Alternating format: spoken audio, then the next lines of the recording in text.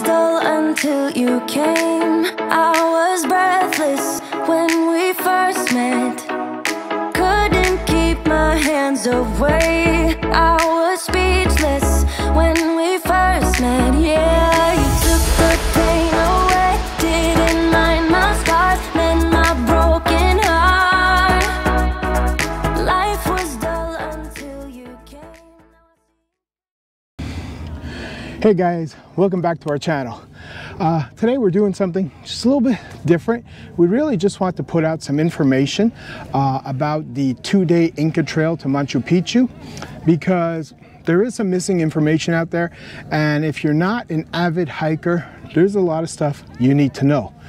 That's what we're going to cover here. We're going to cover basically talking points, if you will, that you need to know to help decide if the 2-day Inca hike trail is for you and what you need to bring. All right, so the first thing you need to know, and we were a little unprepared for this, it was a little bit of a surprise the night before the hike, it's 10 kilometers. So it's quite the distance. For an experienced hiker, they estimate around 6 hours of hiking, and it's a lot of uphill. Yes. Yeah, exactly. It's like, so that's the first, those are the first key points you need to know. First, it's total of 10 kilometers, practically, I would say 8 kilometers uphill, 2 kilometers downhill. That's it. If you are an experienced hiker and you are used to hiking regularly, and you have done and you are capable of doing, let's say 4 or 5 hours of hiking, then this is probably not even a video for you. You probably already know what to bring, and this will be no extra challenge. Now, it's for all you other people that's like Josie and me that do not hike on a regular basis.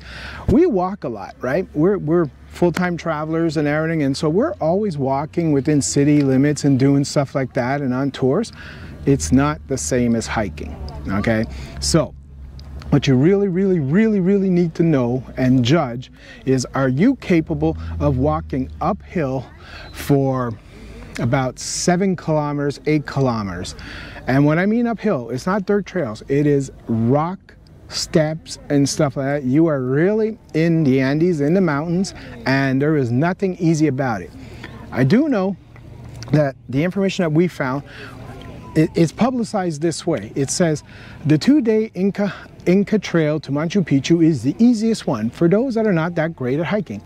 Well, it may be the easiest of the 4 to 5-day trails, but it is by no means easy. It doesn't make it easy. You need to be an experienced hiker.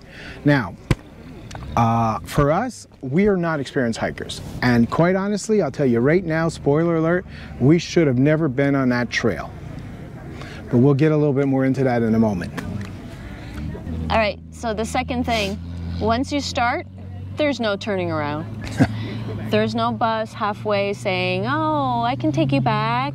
There's no train, there's nothing. So you have to take a train from Ollantaytambo to get to mile marker 104. So mile marker 104 is literally in the middle of the freaking woods. Yep. There's no train station. It's the train stops on the track and you get off there. So just to reinforce, once you start, there's no turning back. You have to complete. Yep. And understand that, like, I mean, literally you are on a trail, and you will not encounter anything else, meaning there will be, not on so many, like there's a lot of hikes, like we've hiked in Colombia and we've hiked, you know, Monserrate and stuff like that, and there were vendors selling things along the way and stuff. Ain't gonna exist here. There's none of that. So means you got to have everything you need with you at the start, and you can only proceed. That's it. There's no looking back. It's like you can't just stop, you can't just rest forever. And you are on a timetable. This is also something that is not mentioned out there, and it's very important. You have to get off the mountain. It's like by, I think it's 5:45 p.m. or 6 p.m. Why? One, it gets dark. Then you're coming down in the dark. Second, the buses leave. See, There are buses, dedicated buses. Only these buses are allowed on that road that goes from Aguas Caliente all the way to Machu Picchu. It's basically a 25-minute ride, and only those buses have the rights to that road. So on the last bus leaves about 5:45. If you're not down there, I don't know what you do. It's like, it's a crazy system, guys. They expect you to be down, but if you're not a good enough hiker and it takes you longer, or you twist your ankle or anything, I don't know how you're getting down. So it's a serious problem. It's like, if you didn't see basically what happens, it's like, and how to work around some of that, check out our 2-day hiking trail that we're gonna post basically right here, the link, and I'll explain basically what happened and how we got down the mountain, because we did come down in the dark. We did. All right, next point. The path is easy gravel, packed dirt, stuff we're used to in Canada, United States probably. However, it's really just at the beginning, probably your first 10 minutes. 10 minutes. After that, it's large stones, cobblestones, steps. It's a never-ending, constant looking at your feet, where you're stepping, to make sure that you don't hurt yourself and injure yourself. You're also walking along narrow cliffs, ducking some rocks sometimes that were sticking out. Yeah, look guys, the trail is narrow, it is not easy, it is rocks, it is not loose rocks, it is just big rocks. And you know what, it's like, and at one point you will probably hit all temperatures, meaning you will hit heavy hot sun, you will get rain at one point, because we did. So then guess what, you got to pull out the poncho and stuff like that. But what do you think happens on rocks with rain? Well, those rocks turn into boot repellent. It's like, and you start sliding a bit here and there. Experienced hikers don't have issues, but people that are not used to hiking don't pick their feet up high enough, don't have the energy to keep going and doing the things the right way as when they started, and that's where it gets dangerous. I really can't stress this enough, and that's why we're making this video, is because if you're not used to hiking, you really need to really judge if this is for you. For other reasons too, not just for your own personal safety and wanting to get off the mountain, but also if you're with a group, well, you're holding back the group. Okay, now what happens is the guide has to take that group and divide it into two, those that can and those that can't, okay? And he sticks with those that can't. So what happened now? You basically just took the guide, the shared guide that's supposed to be for everyone, and he now has to give all his attention to those that can't and let those that can just go off on their own. That's not fair. Everybody paid the same thing for that. Second thing is, it's not fair to the group. You're holding people back. It's like, even if you take a private tour like we had a private guide, it still wasn't fair to our guide John, who was terrific, because we came down at night. Guess what happens? He now has to take a flashlight and flash all the steps and everything for you so that you can take the steps down. It takes twice as long to get down. That is just not cool. It's not fair to anybody. So it's like, that's why we're putting this information out there. People need to know, and people need to make a real conscientious choice if this is for them. So again, the path is mostly climbing. There is very little level ground. You will get to a section, I think maybe for an hour, where it's kind of up and down, but it's you're constantly climbing. Lots of steps. So as you can see, we just put the map on the screen in there, and you can see basically it's like that bottom part indicates that the first part is all uphill, and they mean it, it's all uphill, and it takes experienced hikers about four plus hours to get through that section. Okay, now if you're not experienced like us, it took us about 5.5 hours. We were fine on path for the first 3 hours, but then we hit our wall, and then it just really went downhill from there, but it was all uphill. You get what I'm saying? After that, the next part is for experienced hikers, again, only about an hour and a bit to get through what was referred to us as kind of like up and down. I'll tell you, man, to me it felt just more up. Just felt more up. The last part is down. Don't let that fool you. I thought down meant it was going to be easy. No, it's just down from the same stuff that you just climbed up. You're not coming back on your feet, but it's exactly the same. So it's big steps down like it was big steps up. It's hard. You got to use your poles. There is nothing like just walking down. It ain't just walking down. So it's exhausting, guys. Really, really exhausting. And if you got a problem with your knees over there, that's where the down's going to get you. Yeah, so just to come back to that, the last section, I guess, is right after the Sun Gate, and you'll see that on the map. That is almost all downhill, but like he said, it's rocks, cobblestones, really rough terrain. Not easy in any way. Nope, nothing easy about it, guys. Look, that's exactly it. It's like a little bit about our experience, okay?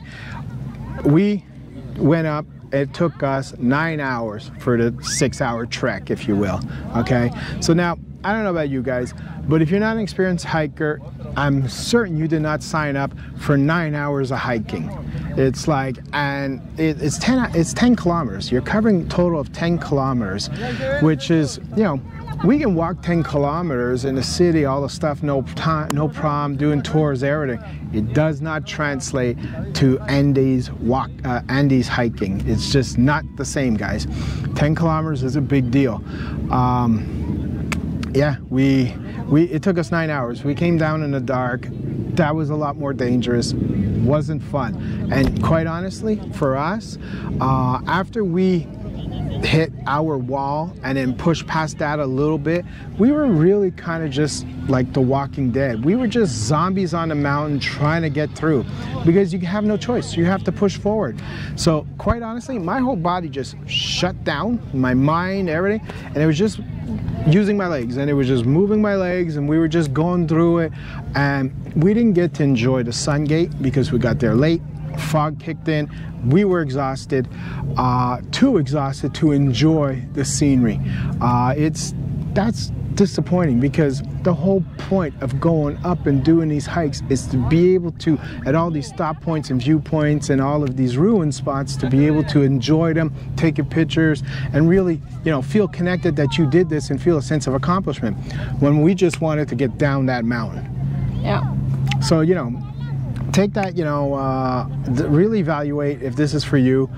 It's a great experience, and we're still happy we did it in the end, days later. See, that's what the whole thing, it's like you start to, you know, feel a little bit better about it as time passes, and you can smile about it and go, ha ha ha. We'll never do it again, though. They call it the experience of a lifetime. That's because you only do it once in a lifetime. Yeah. We'll never do it again, guys. All right, so things to pack, and this is in no way a complete list, but it's things that you absolutely should have in your pack. Yeah. Sunscreen. As we mentioned, the path goes through different areas. Some sections we were right on the cliff's edge with the sun beaming down on you. You absolutely want sunscreen. Yeah. Bug repellent. So if you look at the map, there are 3 or 4 sections where you're passing through what they call cloud forests, rainforests, I guess. The bugs get to you. Yeah, they're long sections. It's most of that, I would say, quite honestly. So it's like, yeah, and you know what? They come and get you through your clothes. They got me through my socks, got me through different stuff. I was like, I guess because I was so exhausted, I never felt them doing anything, never got to swat them away. When I got back to the hotel room, my whole ankle area was completely eaten up and everything, and I was like, what? I didn't even feel these things. But so when we had some bug repellent, we just maybe didn't reapply often enough. You know, it was 9 hours, and we were mindless zombies at one point. Rain poncho. Again, you're going through rainforests. Rain can just suddenly sneak up on you, and nothing sucks more than being wet. Yes. A very simple, lightweight rain poncho. It takes no room, no weight in your bag.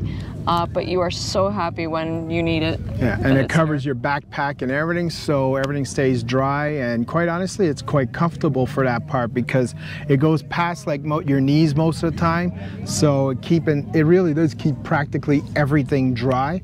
And as long as you have weatherproof or waterproof hiking shoes and stuff, you'll be good. And so that's kind of an important thing. I recommend the poncho much more better than the raincoat and stuff like that, because you're gonna have to take it on and off. So if you have to start putting on rain pants and a raincoat, and then you walk maybe 1 kilometer or 25 minutes, whoop, now you got to take it off and then roll it back up. The poncho's so much easier, and then it folds up very small. Sorry. Yeah, and I think it's the fact that it covers your backpack, so it keeps your gear dry. Yeah, yeah. Dress in layers. Trust me, you'll be removing layers, adding layers, removing layers, adding layers. You get hot, you get cold.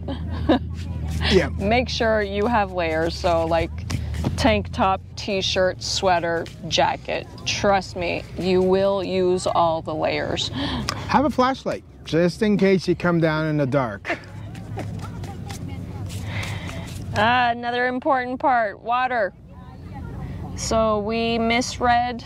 I read 2 liters of water. We had 2 liters of water, but that 2 liters is supposed to be per person. So we actually did not have sufficient water. Make sure you have enough water. It's important. You do not want to be dehydrated. No, it'll, see it as it will save your life. Now, I know that it's going to make your pack heavy. I get that.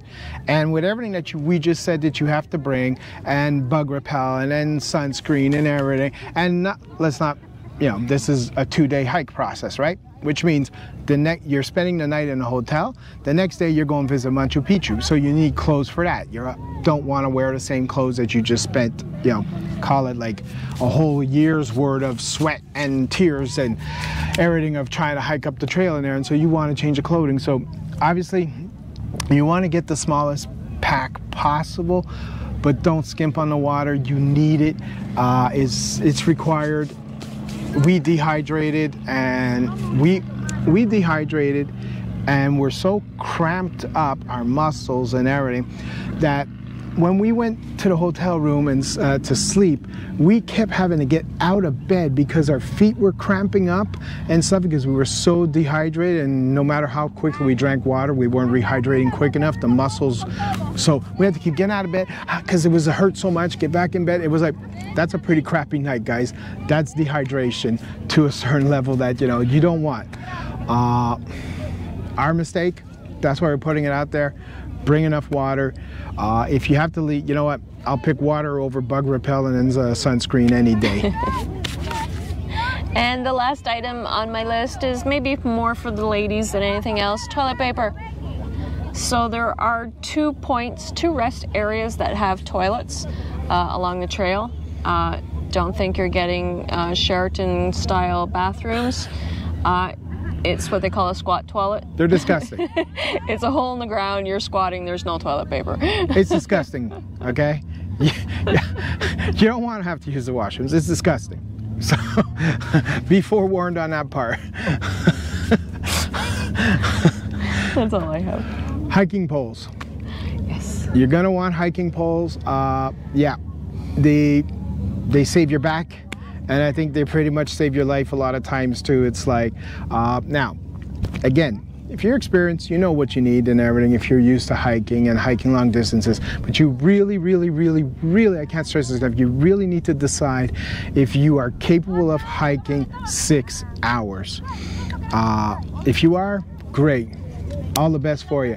We found out, when I found out the evening before, with a call with our guide and everything, of how the itinerary was going to go and everything. That's when we got the map, and that's when I found out it was going to be 10 kilometers long, and that's when I found out the expectation was to be able to hike for 6 hours. Now, I personally had never hiked for more than 2.5 hours. That's a big difference. That's a giant step up to go from 2.5 hours to 6 hours. And what was the end result? It ended up being 9 hours for us. That gives you an idea of the impact on that. That was not cool. I did not want that. I should have opted out that night. Now, the problem is, who does that, right? You've planned this vacation time, you're doing this, you've been there, you've set it up 3 months ago, you're finding this information now, the night before, hey, it's 10 kilometers, hey, it's gonna take 6 hours, hey, you know, it's not so easy. I wanna opt out. No, nobody opts out, I get that. See this and cancel beforehand if you're not up to the task. Because it's not a joke, guys. It's like, in the end, we were lying in the hotel room. When we first got there, we didn't have supper, we didn't have anything, we just needed to crash, okay? And we were pondering if we would be in decent enough shape to be able to go to Machu Picchu the next day. Fortunately, we were. We recovered overnight, miraculously, I would say. Yes. I guess it's just because we willed the hell out of it and we wanted to really go to Machu Picchu. But it came up as a conversation piece. We were seriously concerned. We thought maybe we had done all that work and all that punishment for nothing, only to have to opt out on the Machu Picchu the next day, which would have really sucked. So we don't want to discourage anybody from the Inca Trail. It's not necessary to go to Machu Picchu. You can actually just go to Machu Picchu without doing the trail, but we wanted the experience of the trail. So we don't want to discourage anybody. We just want to make sure everyone's aware and prepared, that you know what you're getting into. That's it. Like Jose said, basically I think there's 3 ways to visit and see Machu Picchu, okay? First way is you simply take the train all the way to Aguas Caliente, and basically from there you take the bus that brings you up to Machu Picchu. You get a certain time frame or whatever that you are allowed to visit, and you have to reserve that in advance. You go to the gate, they let you in. You have maybe, I think, 3 hours or something like that to visit Machu Picchu, and that's fun. The other way is the Inca Trail. Now, the Inca Trail does give you some perks, okay? You've got multiple days that you can do, 2-day, 4-day, 5-day, stuff like that.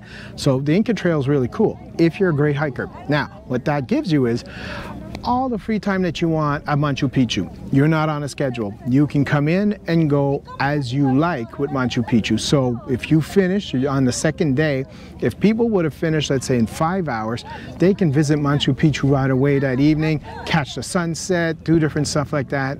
That's pretty cool. That's also the only way you get to see the Sun Gate now, is by doing the Inca Trail. So, you know, there's positives, there's negatives, there's definitely some really great reasons to do it, but you gotta be able to do it. Now, the third way, I think, is that there are non-official trails that you can do, that you can walk up and stuff like that in there.